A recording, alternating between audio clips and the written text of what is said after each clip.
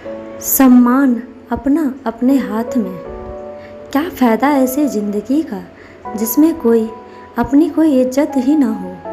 आज ये सोच सोच कर सगुना रोए जा रही थी।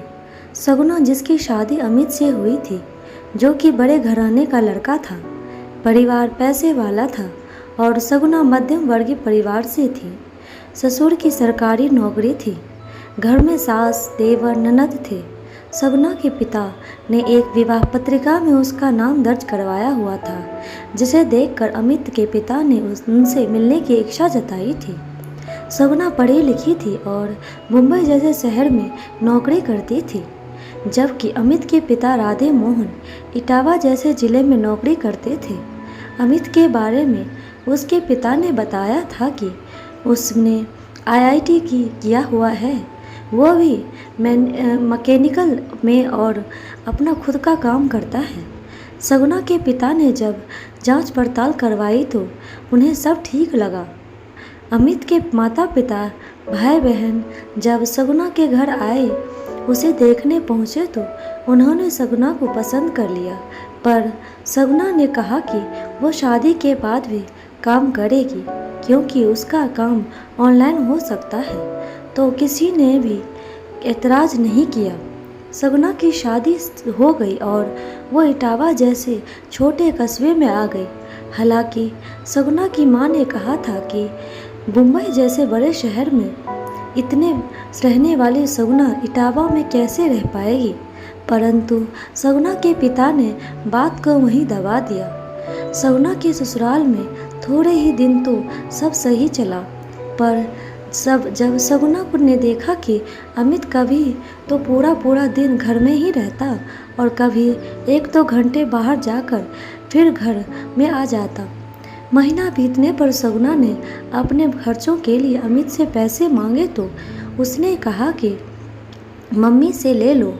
जब सगुना ने सास से पैसे मांगे तो सास ने दो टूक मना कर दिया कि तुम्हारे पति की तो कोई आय नहीं है और अभी तुम्हारे ससुर की तनख्वाह नहीं मिली है। ये सुनकर सगुना ने कहा कि ये बात उसे पहले क्यों नहीं बताई गई, तो सास ने कहा कि इतनी दूर से शादी इसलिए तो करके लाए हैं कि लड़की वाले ज़्यादा जांच पड़ताल ना कर पाए, वरना क्या यहाँ लड़कियों की कमी थी।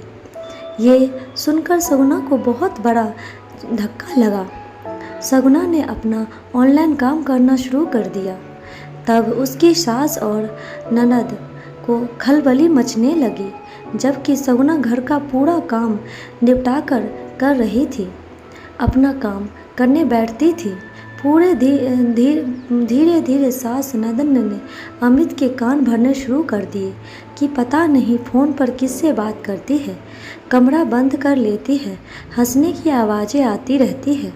अमित और सगुना के बीच अनबन शुरू हो गई। सगुना ने अपने मायके में बताना उचित नहीं समझा। एक दिन ऐसे ही सगुना दरवाज़ा बंद करके अपने किसी क्लाइंट से बात कर रही थी। तभी अमित पीछे से गुस्से में आया और उसका फ़ोन उठाकर पटक दिया, जिससे फ़ोन टूट गया। अब सगुना का काम भी बंद हो गया। सगुना के घर से बाहर फ़ोन आता तो अमित के फ़ोन पर या घर के लैंडलाइन पर आता। सास या ननद कोई न कोई उसकी बात सुनने के लिए वहीं बैठी रहती, जिससे वे अपने घर वालों को कुछ बता ही नहीं सकती। सगुना की स्थिति बद से बदतर होती जा रही थी। उसके खाने पहनने का जिम्मा भी सास और ननद ले रखा था। वो अपनी मर्जी से कुछ बनाकर खा भी नहीं सकती थी। क्या बनेगा और कितना बनेगा वो भी सास ही बताती थी। अगर बनाते समय आटा कम बढ़ गया तो सगुना को दोबारा आटा भी नहीं मार सकती थी। एक रात सगुना अपने घर से बाहर भागकर पुलिस थाने चली गई और अपनी स्थिति से अवगत करवाया। वहाँ थाना इंचार्ज ने उसके पिता से बात करवाई। सगुना की शिकायत पर पुलिस वाले उसके घर भी गए। घर वालों ने माफ़ीनामा भी लिख के दिया, पर सगुना अब अपने ससुराल में किसी भी कीमत पर नहीं रहना चाहती थी। मायके आकर सगुना ने एक कंपनी ज्वाइन कर ली और साथ ही एक एनजीओ भी ज्वाइन कर लिया, जहां वो अपनी सैलरी का कुछ हिस्सा देकर अपने जैसे महिलाओं को की मदद करने लगी। उसने उनके लिए सिलाई मशीन की व्यवस्था करवाई, जो कि महिलाएं सिलाई जानती थी। उनसे नई डिज़ाइन के कपड़े सिलवाकर ऑनलाइन बेचने लगी। आज सगुना का एक कदम उसकी आत्मनिर्भरता के साथ साथ कई महिलाओं को भी अपनी आत्मनिर्भरता की तरफ बढ़ रहा है। दोस्तों, आपको ये कहानी कैसी लगी कमेंट बॉक्स में ज़रूर बताइएगा और लाइक शेयर सब्सक्राइब ज़रूर कीजिएगा। धन्यवाद।